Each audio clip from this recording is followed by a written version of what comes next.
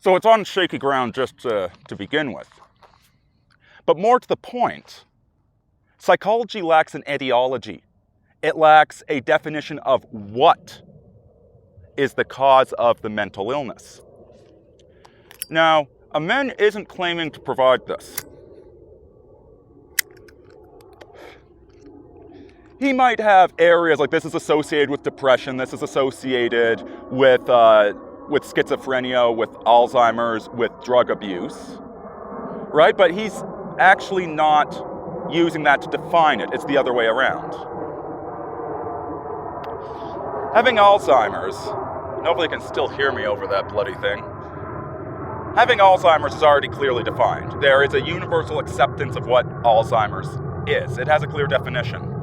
Same thing with depression, same thing with drug addiction. And so he's using this. He's saying, okay, this is the cause.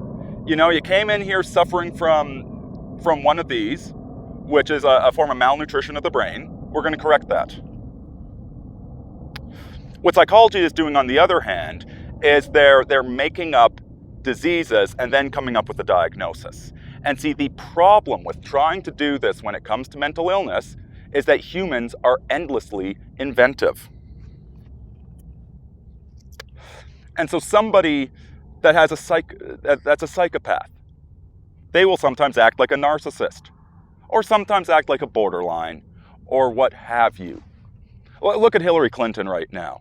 She's jumping on board with the listen and believe nonsense of feminism, right? But she's a psychopath at core. She doesn't care anything about women. Whereas most of these feminists are professional victims. They love the abuse. They're never happy unless they're being abused.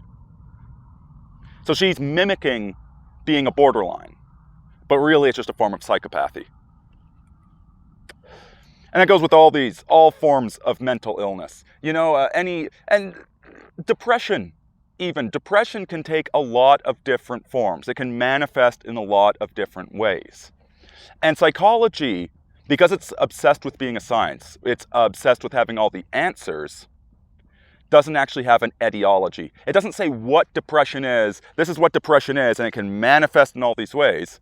It says, no, the outcome, the appearance is what we're going to measure and classify and define and put into a box, and then we're going to make up some pills to feed that person, to turn them into a zombie, to numb them out, to keep them obedient, to keep them part of the machine.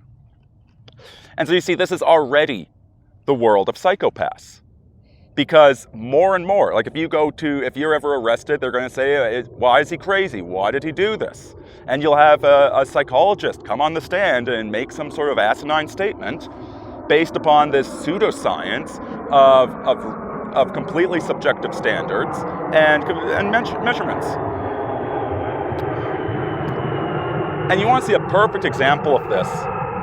Look at this Muslim kid that shot up the gay bar over in Orlando. You know, and the latest hilarious bit of news is that the psychologist that actually signed off on him saying yes, he can be a security guard, that psychologist wasn't even working in the state. You know, I guess when your father is a CIA asset, it's a lot easier to get those forms filled out.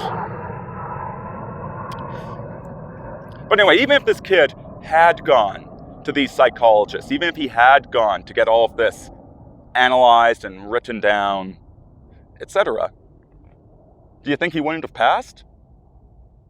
Do you think this guy would have been identified as suffering from depression or suffering from schizophrenia or suicidal ideation or any of that? By modern psychological standards, this kid was completely insane. Because modern psychology doesn't start where you need to start. And you need to start with morality. If somebody is not moral, if they are not pursuing a moral path, then that is what's going to lead to crime, to violence, to abuse, to sickness. But modern psychology defines it as whether or not you fit into your culture. So if you're a healthy man living in the Middle East that doesn't get off on degrading and beating women, that doesn't want to sleep with little boys, that doesn't worship death, you are going to be insane. you are going to be stressed out and depressed because you'll have nobody to talk to. You'll be around a bunch of monsters the entire time because you don't enjoy abusing children. And so you will start manifesting certain mental illnesses, and these doctors would come over and say, okay, you need some Prozac, you need some whatever, you need some SSRIs, and pumping you full of a bunch of stuff to turn you into a zombie so that you can sit around with a bunch of monsters all around you and get along with them.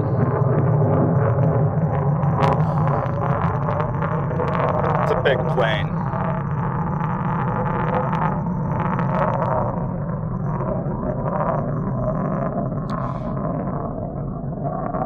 And see, this completely misses the entire point of what mental illness is. It can stem from a lot of places. It can be something like brain damage. It can be something like you suffered abuse. You suffered extreme emotional abuse, and it's manifesting, it's coming out in other ways. You could be living a dissolute lifestyle. And because you're so dissolute, it comes out as a mental illness to everybody all around you. Or it could be that you are frickin' sane in an insane world. And that's why you feel like you don't fit in. Who was it, MacLeod, that said that, hell is for those that enjoy living in this world? And unfortunately, the sort of psychology we have right now is the psychology of psychopaths. That it's your obedience, your lack of thought, your rabbitry that makes you sane. And if you dare deviate from that path, we're going to dope you up and turn you into a zombie. But somebody that grows up in a culture that abuses men, women, children, and throws homosexuals off the buildings, that guy, he's going to be registered as completely sane by the psychologists. Absolutely guaranteed. Those guys are going to be more sane than your average girl going to college in America. So Daniel Amen, his technology, you don't have to worry about that. He seems to be doing some really good work.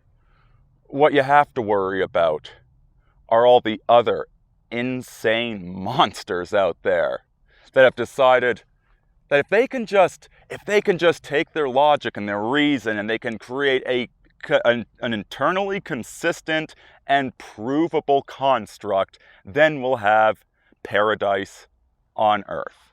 Whether it be the psychologists, the sociologists, the scientists, the economists, any of these people. They're going to give us paradise if we would just stop thinking for ourselves. And if it's going to take 60 million more dead bodies in Holodomor, if it's going to need another killing field, if we need to do what the Red Guard did in China and murder all the university teachers, so be it. Because they know, even though Gödel proved that you can't have a system that is both coherent and demonstrable entirely. Well, we're not going to listen to Gödel. That's too confusing. We're going to create this system of rules and lines and facts and logic, and we're going to make paradise. And if you don't like it, well, plenty more mass graves coming. Thanks for listening. Deus Volt. Aurini out.